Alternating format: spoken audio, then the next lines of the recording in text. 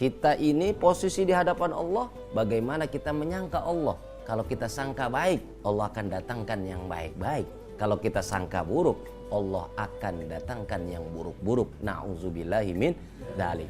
Tentunya dalam pengkabulan doa diijabah oleh Allah Subhanahu wa taala, Al-Imam Al-Ghazali yang punya nama Abu Hamid Muhammad ibn Muhammad bin Muhammad Al-Ghazali, lahir 450 Hijriah, wafat 505 Hijriah. Beliau punya satu karya yang fenomenal disebut dengan Ihya Ulumuddin, dan ini juga disampaikan senada sama seperti halnya yang ditulis oleh Al-Imam An-Nawawi dalam kitabnya Al-Adhkar An-Nawawiyah.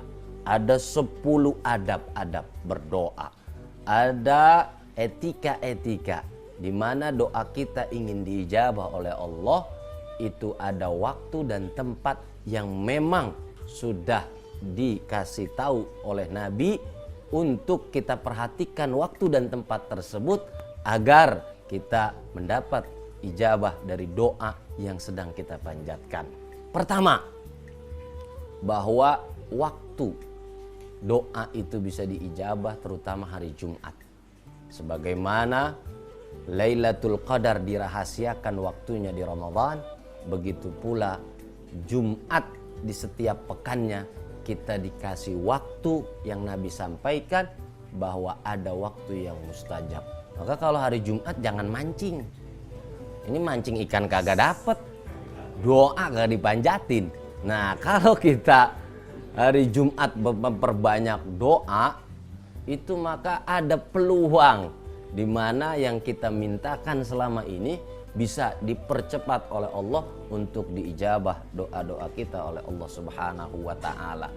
Tentunya selain hari Jumat ada hari-hari tertentu seperti hari Arafah.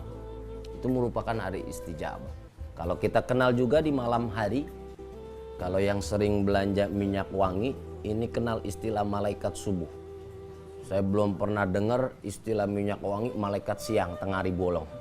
Yang ada malaikat subuh. Dan benar, setiap menjelang subuh itu malaikat turun mencari hamba-hamba Allah siapa yang meminta. Nanti disampaikan kepada Allah, lalu Allah ijabah daripada permintaan hamba itu.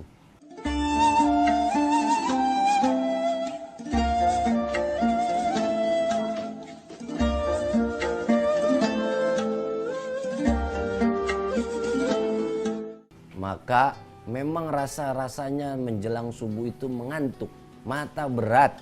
Tapi ingat, di saat orang-orang sedang lalai, terlelap dalam tidur, sedang nyenyak dalam istirahatnya, namun dia bermohon kepada Allah, bisa diijabah doanya oleh Allah Subhanahu wa taala.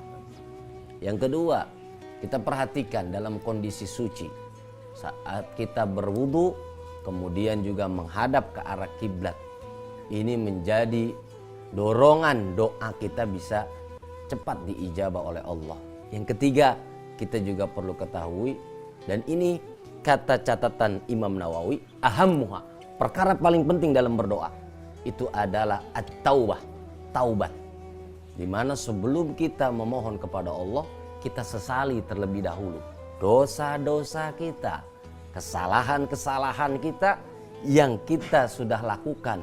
Kita mohonkan ampun kepada Allah Subhanahu wa taala, sebab doa itu bisa tertolak lantaran kita memiliki dosa-dosa kita. Dosa menjadi penghalang daripada doa itu diijabah oleh Allah Subhanahu wa taala.